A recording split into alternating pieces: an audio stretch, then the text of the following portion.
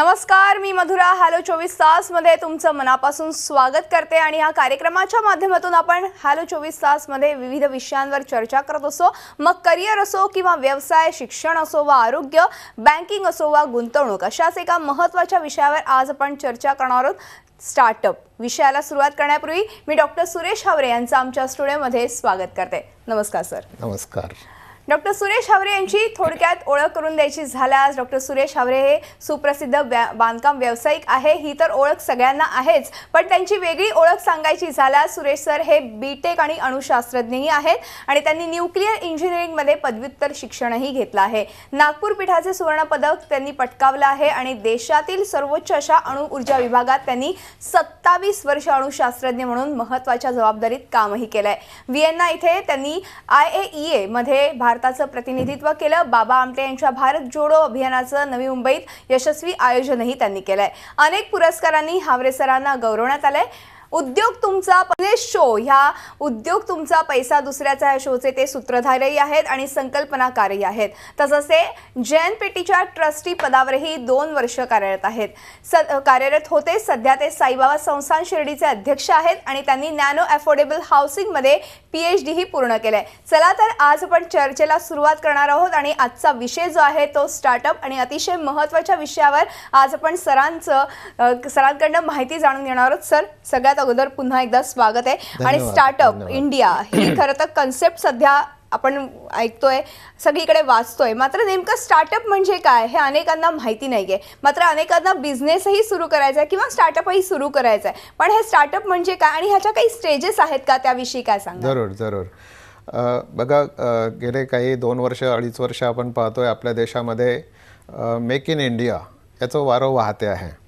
महाराष्ट्रामध्ये देवेंद्र फडणवीस सरकारने make in Maharashtra याचं वारं पसरवलेलं आहे आणि यालाच जोड आता मिळालेली आहे स्टार्टअपची. स्टार्टअप मला असं वाटते आजच्या तरुणांनी समजून घेण्याची फार गरज आहे. तरुणांना उद्योगामध्ये प्रवृत्त करण्यासाठी, प्रोत्साहित करण्यासाठी गव्हर्नमेंट ऑफ इंडियाने ही स्टार्टअप उद्योग ही कल्पना काढलेली आहे.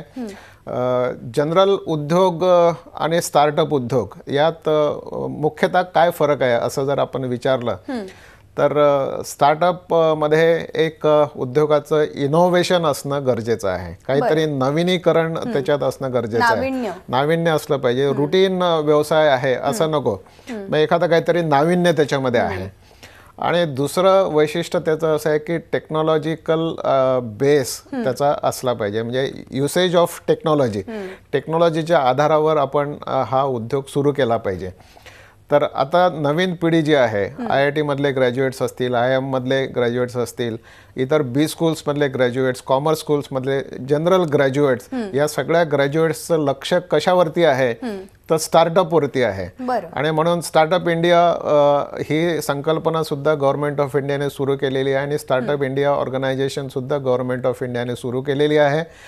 याच्यामध्ये मुख्यतः स्टेप्स ज्या असतात तर त्या आयडिया जनरेशन पासून असतात की एखाद्या उद्योगाची आयडिया आपल्या डोक्यात आली पाहिजे. आता बरेच जण मला विचारतात की सर, उद्योग करणे म्हणजे काय किंवा उद्योग कशाला म्हणायचं. तर मी त्यांना असं म्हणतो की आपण जेव्हा अवतीभोवती पाहतो, मार्केटमध्ये पाहतो, तर कुठेतरी आपल्याला गॅप एखादी दिसली पाहिजे. ती गॅप एखाद्या प्रॉडक्टची असेल किंवा एखाद्या प्रोसेसची असेल किंवा एखाद्या सर्व्हिसेसची असेल, तर ती गॅप शोधणे, गॅप आयडेंटिफाय करणे म्हणजेच उद्योगाची सुरुवात करणे आहे. तर ही आयडिया म्हणजे आयडिया जनरेशन. नेक्स्ट स्टेप त्याची आयडिया इन्क्युबेशन आहे. म्हणजे जसं अंड असलं की त्यातून कोंबडी जन्माला यायला पाहिजे तेव्हाच त्याचं रूपांतर जीवनामध्ये होतं. तर ही नुसतं आयडिया ही अंड्यासारखी आहे, तर त्याचं इन्क्युबेशन झालं पाहिजे आणि म्हणून ती आयडिया टेस्ट झाली पाहिजे. वेगवेगळ्या ठिकाणी ती चर्चा झाली पाहिजे, डिस्कशन झालं पाहिजे आणि त्यातून काय एक्झॅक्टली उद्योग कसा निर्माण होऊ शकतो आणि त्यातून उद्योग निर्मिती होईपर्यंत आयडिया इन्क्युबेशनचे काही सेंटर्स गव्हर्नमेंट ऑफ इंडियाने निर्माण केलेले आहेत. बरं. IIT मुंबईला आहे, IIM मध्ये हे सेंटर्स आहेत आणि इथे या आयडियावर टेस्टिंग होतं, त्याचं व्हॅलिडेशन होतं आणि त्याच्यावर अभ्यास होतो. अरे वा. असे इन्क्युबेशन सेंटर्स आणि त्याच्यानंतर मग एक इकोसिस्टम आपली डेव्हलप झालेली आहे की याला फंडिंग कोण करणार, फायनान्सर्स कोण येणार. मग ते तुम्हाला पिच करायला लागेल. तुमची आयडिया जी आहे ही फायनान्सर्स समोर तुम्ही पिच करायची, त्यांना सांगायचं की हा उद्योग किती प्रॉफिटेबल आहे आणि त्यांना अपील करायचं की तुम्ही या उद्योगात गुंतवणूक करणं हे तुमच्या फायद्याचं आहे, माझ्या फायद्याचं आहे, देशाच्या फायद्याचं आहे. अशा त्याच्या स्टेप्स असतात.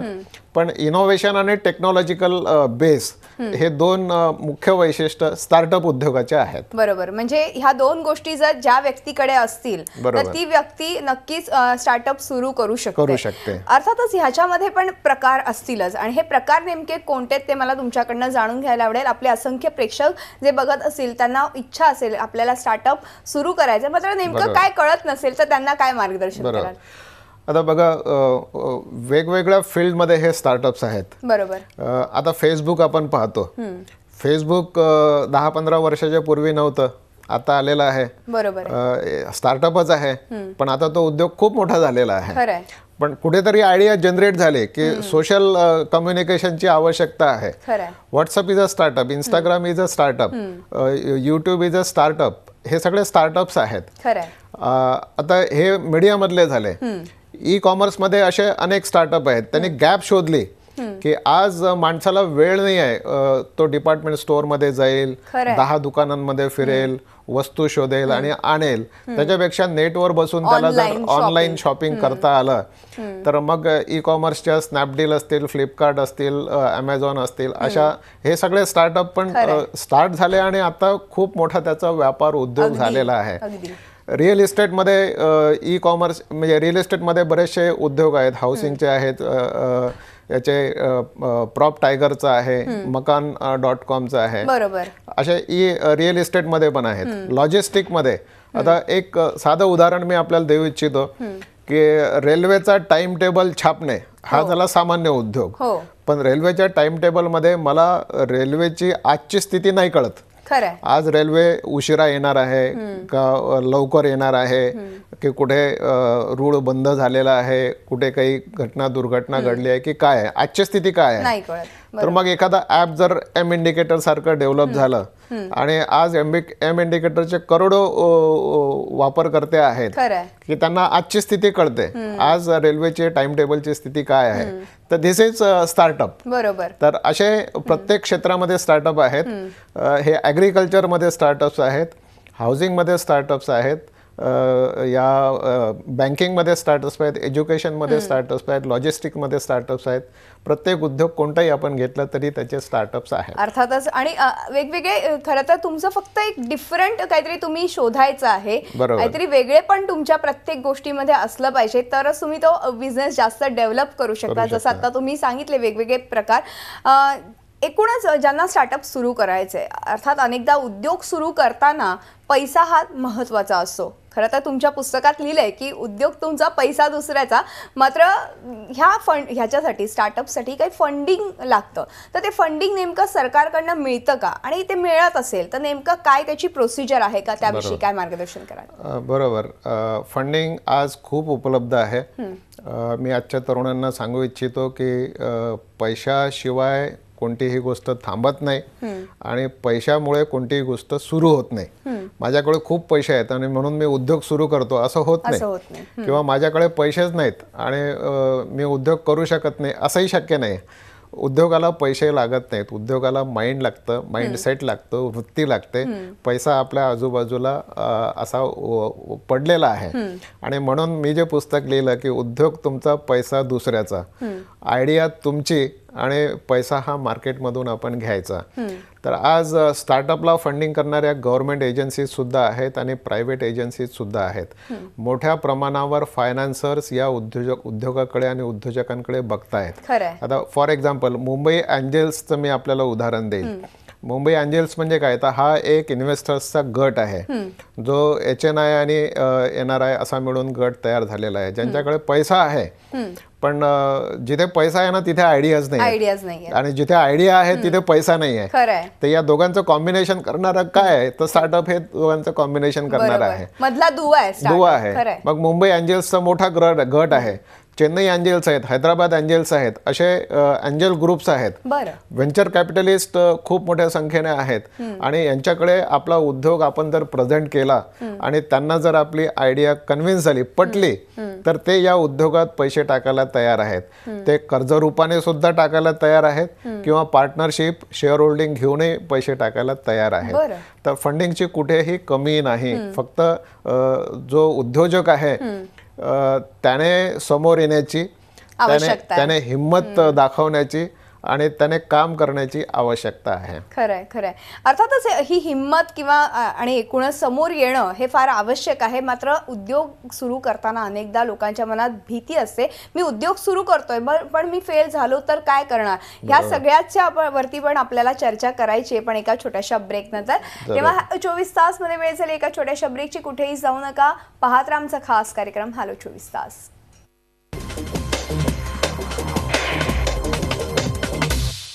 ब्रेक नंतर हॅलो 24 तास मध्ये आपलं पुन्हा एकदा स्वागत आहे आणि आज आपण चर्चा करतोय स्टार्टअप विषयी आणि आपल्याला मार्गदर्शन करतात डॉक्टर सुरेश हावरे. मी पुन्हा एकदा चर्चेकडे वळते. सर, अर्थातच स्टार्टअप बद्दल आपण बोलतोय, अनेकांच्या मनात ह्या स्टार्टअप विषयी खूप साऱ्या कल्पना असतील, सुरूही करायचं असेल, मात्र सगळ्यात महत्त्वाचं म्हणजे मनातली भीती दूर करणं फार आवश्यक आहे. ही भीती नेमकी कशी दूर करावी त्याविषयी काय सांगाल? बरोबर. तर बघा, भीती कशाची असते? भीती असते फेल्युअरची. बरोबर.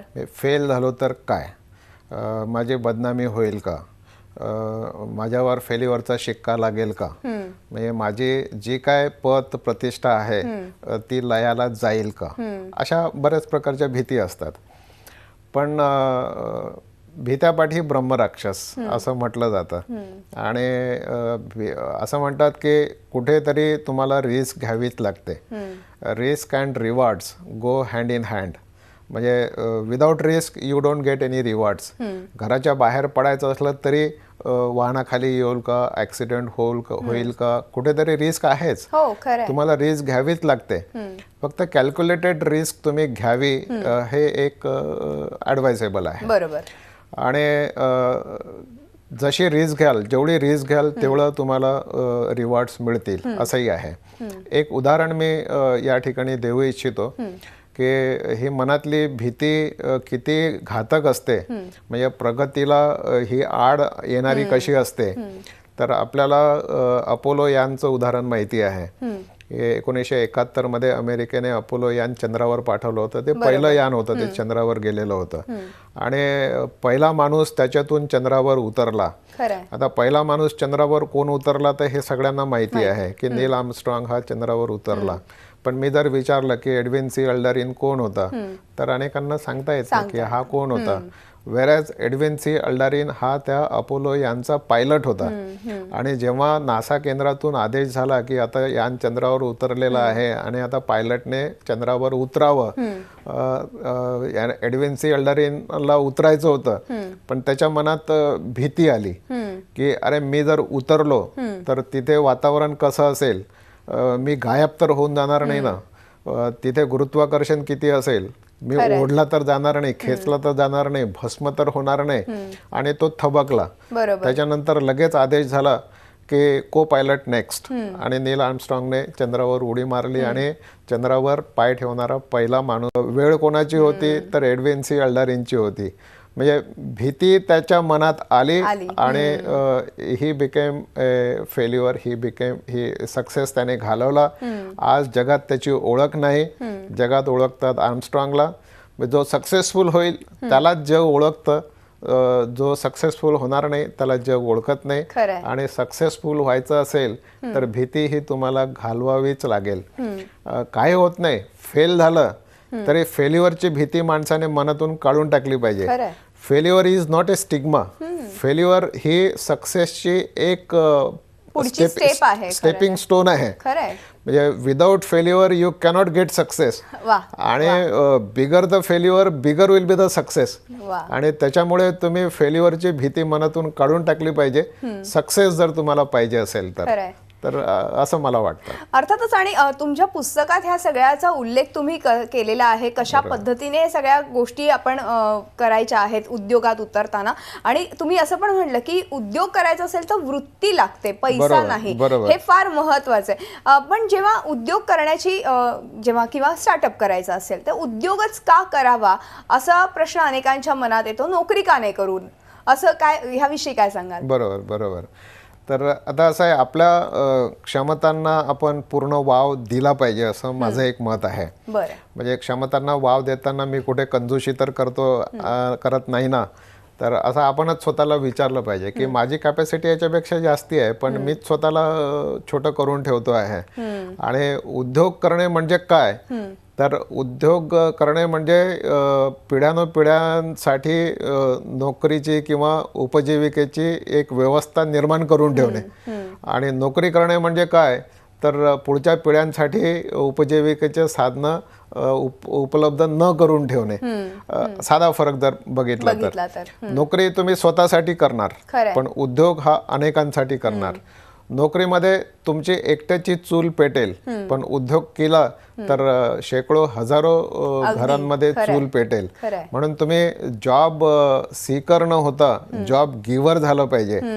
म्हणजे मी मागणारा नाही होणार, मी देणारा होईन. म्हणजे ही दात्याची भूमिका तुमच्या मनात आली पाहिजे, हा भाव तुमच्या मनात आला पाहिजे की मी माझ्या क्षमता ज्या आहेत त्या सगळ्या क्षमतांना चॅलेंज करेन. आणि क्षमतेबद्दल नेहमी असं बोललं जातं की म्हणजे बरेचदा लोक म्हणतात की नाही माझी काही कॅपॅसिटी नाही, मी उद्योग नाही करू शकत, मी काय आपलं 10 to 5 जॉब केला झाला, टेन्शन नाही, काही नाही. पण टेन्शन्स काही सुटत नाहीत, प्रत्येकाला आपापले असतातच. त्याच्यामुळे कॅपॅसिटी तुमची लिमिटेड नसते. आपणच आपल्याला छोटं करत असतो, दुसरे आपल्याला छोटं करत नाहीत. मराठी माणसं एकमेकांचे पाय खेचतात आणि एकमेकांना छोटं करतात, हे चुकीचं आहे असं माझं मत आहे. आपणच आपल्याला छोटं करतो आणि मोठं करायचं असेल तर आपणच आपल्याला मोठं करू शकतो. बरोबर. एक उदाहरण मी या ठिकाणी देऊ इच्छितो. अर्थातच मला उदाहरण तुमच्याकडनं हे जाणून घ्यायचंय, पण एका छोट्याशा ब्रेक नंतर. तेव्हा हॅलो 24 तास मध्ये वेळ झाली एका छोट्याशा ब्रेकची. कुठेही जाऊ नका, पाहत राहा आमचा खास कार्यक्रम हॅलो 24 तास.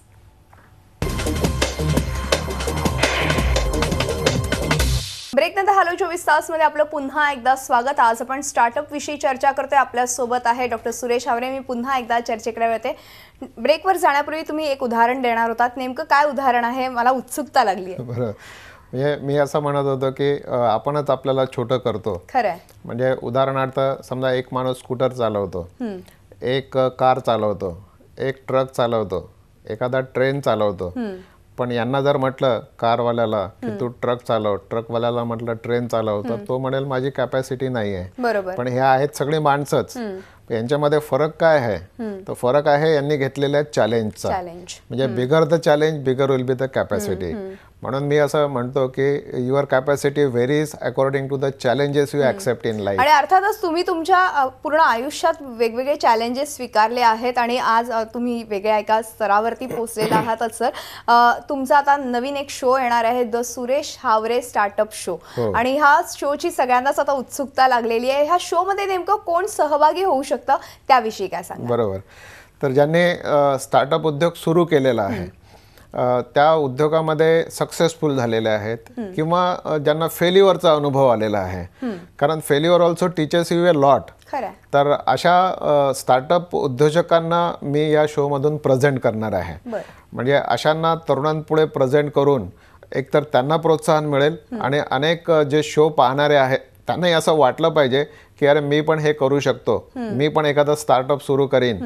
तर अशा स्टार्टअप उद्योजकांना या शोमध्ये सहभागी आम्ही करून घेणार आहोत. आणि म्हणून मी इन्व्हाइट करतो अशा सगळ्या स्टार्टअप उद्योजकांना की आमच्या टीमशी संपर्क करा. जुलैपासून हे शोज सुरू होणार आहेत, पण त्याआधी आपली निवड होणार आहे. आमच्या टीमशी आपण संपर्क करताना आपलं वैयक्तिक प्रोफाईल आणि कंपनी प्रोफाईल Details, असे दोन्ही बरोबर. डिटेल्स पाठवा आणि त्यातून आपली निवड होईल आणि त्यातून आपल्याला या शो मध्ये सहभागी होण्याची संधी एक मिळणार आहे. महाराष्ट्रासमोर देशासमोर येण्याची ही संधी आहे. खरंय. मी प्रेझेंट करणार आहे आणि प्रोजेक्ट करणार आहे आणि प्रोत्साहन देणार आहे. बरोबर. आणि ज्यांना कोणाला या शो मध्ये सरांच्या शो मध्ये सहभागी व्हायचं असेल तर खाली नंबर दिलेला आहे, त्या नंबरवरती जरूर संपर्क साधा आणि या शो मध्ये सहभागी व्हा. सरांसोबत एक वेगळा अनुभव घेण्याची संधी मिळेल. सरांचे काही आयडियाज देखील खरं तर या निमित्ताने समोर येतील. सर, वेळ संपल्यामुळे मात्र आज आपल्याला इथेच थांबावं लागतंय. मात्र तुम्ही स्टार्टअप विषयी खूप छान माहिती आपल्या प्रेक्षकांना दिलीत, त्याबद्दल मनपूर्वक धन्यवाद. धन्यवाद. तेव्हा हॅलो 24 तास मध्ये आज आपण इथेच थांबतो. तुम्ही पाहत राहा झी 24 तास, रहा एक पाऊल पुढे.